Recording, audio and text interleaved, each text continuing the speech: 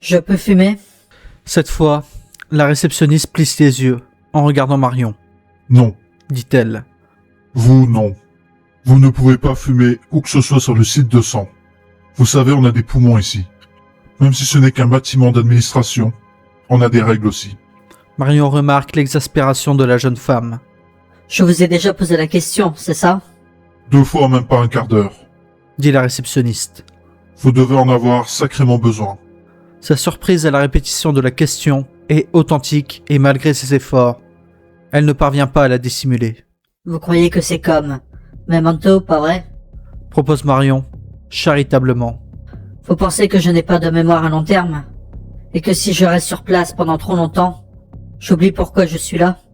La réceptionniste est tout juste assez âgée pour se souvenir de ce film. Je suppose. Marion sourit avec sympathie et secoue la tête. Ce n'est rien d'aussi simple. Les minutes défilent. Elle triture obsessionnellement son briquet. Elle a passé la 50aine cette année. Et ses cheveux grisonnent. De petite femme, elle sera bientôt considérée comme une petite vieille. Dans son sac, son téléphone bip. C'est le moment de prendre un comprimé. Mais elle appuie sur le bouton de report à plus tard. Ses doigts tremblent légèrement. Mais ça, ce n'est pas dû à son âge. C'est juste de la nervosité ordinaire. Elle est nerveuse parce qu'elle est ici pour rencontrer un O5. Et les O5 sont terrifiants. Les O5 ne vous convoqueront jamais pour de petites choses. C'est pour la fin du monde ou rien. Enfin, avec 40 minutes de retard, la porte vers les bureaux intérieurs s'ouvre. 4 ou 5 hauts gradés de la fondation sortent, des ordinateurs portables ou des sacoches sous le bras. Le groupe dépasse la réception et chacun, une fois sorti, se rend à la voiture qui l'attend. Marion reconnaît quelques visages. Le directeur du site 19, le chef du recrutement en Europe de l'Ouest. Aucun d'entre eux ne lui adresse le moindre regard. Maintenant qu'ils sont partis, la tête de l'assistante de l'O5-8 apparaît à travers l'embrasure de la porte. Il doit avoir 20 ans et des poussières. Invraisemblablement jeune. Comme si on avait fagoté un adolescent avec l'une de ses chemises de son père. Sa coupe de cheveux respectait tout juste le règlement. Dans une main, il tenait un ordinateur tablette qui indiquait l'emploi du temps de son patron. Surchargé.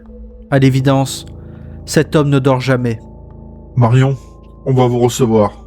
La porte du bureau se ferme derrière eux, avec un inhabituel et pesant bruit mécanique, comme si la chose faisait partie d'une machine fabriquée dans les murs même du bureau. Tandis que Marion s'installe sur la chaise qu'on lui désigne et pose son sac par terre, l'assistant se tourne et exécute quelques opérations supplémentaires sur la porte, lui faisant émettre plusieurs autres bruits étranges. Les réquisites des O5 en matière de sécurité et de confidentialité n'ont rien de trivial. Le bureau est spacieux et pourtant sombre, malgré les 2 larges fenêtres et le grand jour dehors.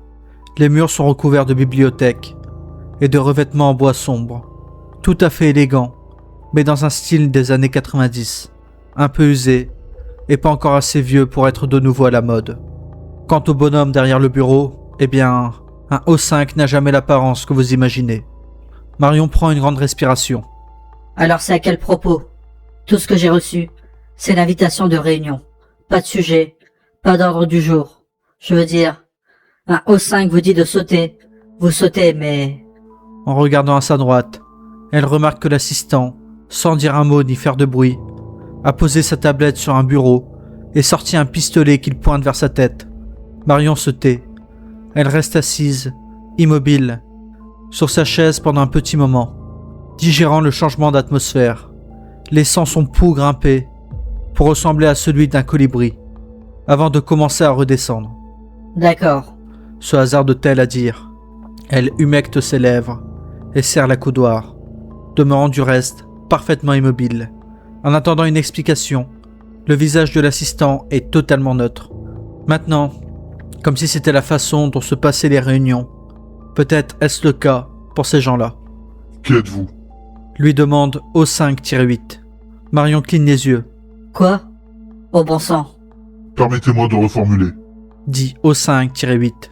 Marion Weller, 49 ans, un mari aimant et 2 petits garçons, aiment le camping, la randonnée et l'ornithologie. Mère ennuyeuse avec origine, formation et finances irréprochables, du moins autant qu'on puisse en juger. Et vous avez des accréditations de la fondation, qu'on n'a jamais délivrées, y compris l'accès à diverses installations et salles qui, certains de ces lieux, n'existent même pas, ou ont été détruits il y a des dizaines d'années. Au moins l'un d'entre eux n'a pas encore été construit et pourtant, vous en détenez la clé de la porte d'entrée. Déjà cela, et puis on en vient au registre. Contrôle de votre accès au SCP, qui saute aux yeux. Je ne vois pas d'autre mot. Donc vous êtes une espionne, et vos objectifs ne correspondent pas aux nôtres. C'est pourquoi Clé voulait lâcher XI-3 sur vous. Mais j'ai réussi à le convaincre qu'un face-à-face serait préférable. J'ai pensé qu'il y aurait une petite chance que, si l'on vous enfermait dans une salle blindée, et qu'on vous le demandait poliment, vous auriez le bon sens de vous épargner le reste. Marion avait arrêté d'écouter depuis longtemps. Espèce d'idiot. Dit-elle maintenant qu'elle peut enfin parler. Je suis votre chef d'antimémétique. On n'a pas de division antimémétique. Dit Clé. Si, on en a une. Nous avons une division mémétique, Dit O5-8. une division téléconfinement, un service incendie, les opérations A, les opérations B, le personnel D et une douzaine d'autres. Nous n'avons pas de division antimémétique. Et une division ironie. On en a une? Demande Marion avant d'attendre. Hésitante, avec un peu d'espoir. Non? Bon, très bien. Demandez-vous, pourquoi vous pensez que la division antimémétique se trouverait sur la liste? Ce n'est qu'une couverture. Dit Clé à 05-8, sans quitter Marion des yeux. C'est une bonne couverture, elle l'a préparée. Clé, pose-moi ça. Dit l'O5. Clé obéit de mauvaise grâce. Marion se détend à peine, Il y a des SCP dotés de dangereuses propriétés mémétiques. dit-elle. Ce sont des concepts contagieux, qu'il faut confiner comme n'importe quelle autre menace physique. Ils entrent dans votre tête et utilisent votre esprit pour atteindre d'autres esprits. D'accord? D'accord. Dit O5-8. Il pouvait nommer un bon nombre de SCP qui correspondaient à la description sans même y penser, Il y a des SCP avec des propriétés antimémétiques. poursuit Marion. Ce sont des idées qui ne peuvent pas se propager. Il y a des entités et des phénomènes qui collectent et consomment des informations, notamment les informations les concernant eux-mêmes. Vous en prenez un en photo, avec votre Polaroid. Vous ne pourrez jamais développer l'image. Vous en écrivez une description sur du papier, avec un stylo, et vous le donnez à quelqu'un. Mais ce que vous avez écrit, il se trouve que ce sont des hiéroglyphes, que personne ne peut comprendre, même pas vous-même. Vous pouvez en regarder indirectement, et il ne sera pas invisible. Mais vous ne verrez rien quand même. Des rêves auxquels vous ne pouvez pas vous accrocher, des secrets que vous ne pouvez pas partager, et des mensonges, et des conspirations en activité. C'est une sous-culture conceptuelle, des idées qui dévorent d'autres idées, et des fois, des morceaux de réalité, des fois, des gens. Ce qui fait d'eux des menaces. Voilà, c'est tout ce qu'on peut en dire, vraiment.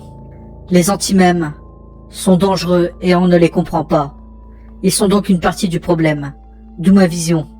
Nous sommes capables de penser hors des schémas habituels, capables de penser en oblique, ce qui est nécessaire pour combattre des choses qui peuvent littéralement dévorer votre entraînement au combat. O5-8 la fixe du regard pendant un long moment. Clé s'agite, n'appréciant pas plus qu'il ne croit cette histoire, mais l'O5 semble plus ouvert d'esprit. Donnez-en un. Dit-il. Donnez un SCP antimémétique. SCP-055. Marion répond immédiatement. Il n'y a pas de SCP-055. Rétorque Clé. Encore une fois, si. Il y en a un. Dit Marion. Il n'y en a pas. Affirme Clé. Les numéros des SCP ne sont pas attribués séquentiellement. Il y a des trous. Ce numéro n'a pas été assigné. Et ce n'est pas de la superstition. On a déjà bien à faire pour donner crédit à un arbitraire mysticisme numérologique. On a SCP-666 et SCP-013. Mais il n'y a pas de SCP-001. Et il n'y a pas de SCP-055. Clé, Dit O5-8. tu devrais jeter un œil. Il fit pivoter son écran de sorte que Clé puisse voir le fichier qui vient de sortir. Clé se penche et le lit de haut en bas. Abasourdi, il remonte tout en haut et le relit encore une fois. Mais... Le fichier remonte à 2008. Dit O5-8. Il y a toutes les signatures et tous les indicateurs. Il y a la clé et le cryptage. C'est authentique. Vous avez déjà vu ça avant? Lui demande Clé. Jamais de ma vie. Répond O5-8. Autant que je m'en souvienne en tout cas. D'un autre côté, si on peut se fier à ce document, toi et moi, l'avons sans doute vu des dizaines de fois. Clé fixe Marion d'un air mauvais. Ce n'est pas possible. Oh, pour l'amour de Dieu, Clé. Depuis combien de temps vous travaillez ici? Crache-t-elle presque. Mais si ce SCP est si puissant, Commence-t-il. Oui? Qui a créé le fichier? Termine l'O5. Et d'ailleurs, comment l'interview a été conduite? Et qui est ce Bartholomé? Hugues. Et plus important encore, comment est-ce que vous, Madame Weller, vous gardez connaissance de tout ceci? Bart Hugues a écrit le fichier. Il est mort. Dit Marion. Qu'est-ce qui lui est arrivé? Vous ne voulez pas savoir.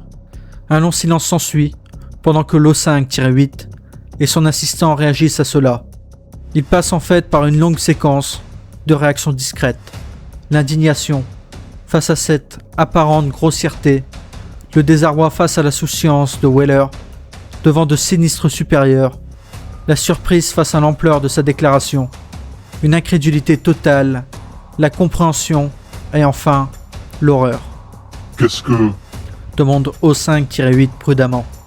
Qui nous arrivera-t-il si nous savons? Vous subirez le même sort. Dit Marion d'un ton égal. Quant à vos autres questions, pharmaceutiquement, vous savez qu'on a des amnésiques de classe A. Pour les individus qui ont un besoin vital d'oublier certaines choses. Évidemment que vous le savez. Qui pourra oublier les amnésiques de classe A? Eh bien, aux antimémétiques, on a des comprimés différents. Pour ceux qui ont besoin de se souvenir de choses qui seraient autrement impossibles de se rappeler. L'amnésique de classe W, X, Y et Z, même racine grecque. Le mot mnémonique. Dans son sac, son portable bip à nouveau. Après un signe d'approbation de l'O5, Marion fouille dans son sac et coupe la sonnerie de son téléphone en accusant réception de la notification au lieu de reporter à plus tard. Elle sort d'une autre poche une plaquette de médicaments dont elle tire un comprimé. Il est hexagonal et vert. Elle le tient à hauteur de ses yeux, entre ses doigts, et est satisfaite de voir sur le visage d'O5-8 un éclat de reconnaissance. Il commence à se souvenir, Ce sont des amnésiques de classe W, explique Marion. les moins puissants, appropriés pour un usage régulier. 2 comprimés par jour. Allez à la pharmacie du site et demandez. Le pharmacien vous assurera qu'ils n'ont rien de ce nom-là en stock. Ils auront oublié. Dites-leur de vérifier. O5-8 soupira. Ah, maintenant je crois que je comprends. Je vois pourquoi on a cette conversation. Oui, Dit Marion, en lui tendant un autre comprimé. c'est parce que vous avez sauté une prise. Vous êtes censé être sous traitement, comme moi et tout le monde dans mon équipe. On ne peut travailler que comme ça. Vous avez oublié de prendre un comprimé, et puis vous avez oublié toutes les informations que l'amnésique vous aidait à retenir. Vous avez oublié pourquoi vous le preniez, qui vous les donnait, et où en avoir d'autres. Vous m'avez oublié, ainsi que tout mon département. Et maintenant, je dois vous remettre au jus. Et si je prends ça, Dit O5-8. je me souviendrai de cette conversation? Et on n'aura pas à refaire tout ça? Avec un peu de chance, non. Dit Marion. Et je devrais en prendre? Demande Clé. Désolé, gamin. Dit O5-8. Nécessité de savoir. Peut-être quand tu seras au 5 toi-même. Il avale son comprimé. Marion avale le sien également. Alors, SCP-055, qu'est-ce que c'est? Demande l'O5-8. SCP-055, ce n'est rien. Dit Marion. Maintenant tout à fait détendu. SCP-055 est, comme expliqué dans le fichier, un puissant autosuppresseur d'informations. Le peu d'expérimentation qui a été possible de faire nous a indiqué que SCP-055 ne peut être défini que négativement. On ne peut dire et enregistrer que ce n'est pas. On sait que ce n'est pas sûr ou Euclide. On sait que ce n'est pas rond ou carré ou vert ou argenté. On sait que ce n'est pas stupide. Et on sait que ce n'est pas seul. Mais ce qu'on sait, c'est que c'est faible. C'est faible parce que c'est le seul agent antimémétique en notre possession. On a des documents papier au sujet de SCP-055. On a des procédures de confinement. Ce n'est pas sûr, ce qui veut dire que c'est dangereux. Mais c'est confiné. O5-8 cligne des yeux. Vous avez des procédures? Où ça? Marion désigna son front du doigt. Alors combien? Y a-t-il d'autres anti-mèmes? À quel point sont-ils dangereux? 10 à ma connaissance. Dit Marion. D'après les statistiques, probablement 5 autres. Au moins que je ne connais pas. Cela sans compter les entités antimémétiques non confinées, qui vagabondent librement dans les couloirs. Il y en a au moins 2 avec nous dans cette pièce, en ce moment. Ne regardez pas. J'ai dit de ne pas regarder. C'est inutile. O5-8 réussit admirablement à se contrôler, conservant sa pleine attention sur Marion. Clé n'y arrive pas si bien, et balaye vivement toute la pièce du regard, jetant même un coup d'œil dans son dos. Il se couvre de ridicule. En gros, il ne trouve rien, et il a l'air déconcerté. Il y a un monstre invisible qui me suit partout, et prend plaisir à grignoter mes souvenirs. Explique Marion avec patience. SCP-4987. Ne le cherchez pas. Il n'y est pas. J'ai appris à vivre avec. C'est comme un animal de compagnie envahissant. Je produis des souvenirs juteux, exprès pour qu'il ne me mange pas quelque chose d'important, comme mes mots de passe ou comment faire du café. Et l'autre? Demande Clé. Après un autre acquiescement d'O5-8, Marion se penche au-dessus de son sac. Cette fois, elle en sort un pistolet et tire 2 fois dans le cœur de Clé. Saisie d'horreur plus que de douleur, Clé s'effondre brusquement contre la bibliothèque derrière lui, en tournant la tête pour faire face à Marion. Il parvient à demander. Comment est-ce que vous avez su? Marion se lève, vise plus précisément et lui tire dessus une 3e fois, cette fois en pleine tête. 05-8 à nouveau, réussit admirablement à rester impassible. C'est l'arme de Clé. Remarque-t-il. Vous lui avez volé. Pas facile de voler une arme aussi lourde à quelqu'un sans qu'il le remarque. Expliqua Marion, tout en la déchargeant et la posant doucement sur la table. Mais voler une arme et puis voler le souvenir du vol est un peu plus facile. Comme je disais, un animal de compagnie. Certains d'entre eux sont assez bêtes pour qu'on puisse les dresser. Oui, Dit O5-8 d'un ton égal. ça je l'avais deviné. Mais pourquoi? Parce que vous étiez censé prendre des mnésiques de classe W. Dit Marion. C'est impossible de sauter une prise de mnésique de classe W. J'ai essayé. Vous pouvez reporter la prise. Mais vous ne pouvez pas oublier. À moins que quelqu'un vous en empêche activement. Il n'y a qu'une seule personne assez proche de vous pour faire ça. Et c'est votre assistant.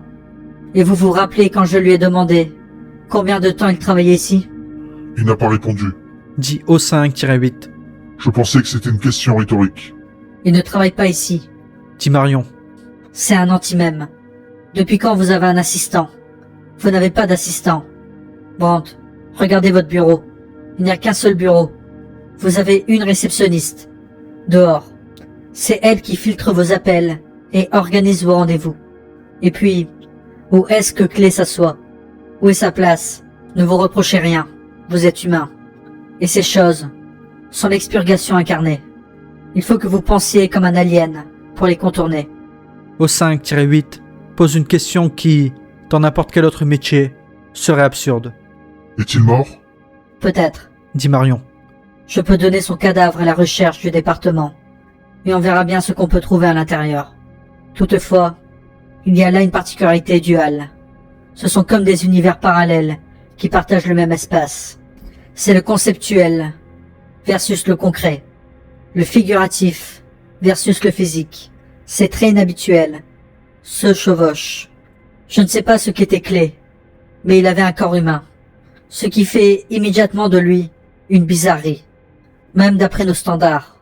Comme toujours, on cherche un moyen d'être à pied d'égalité avec eux.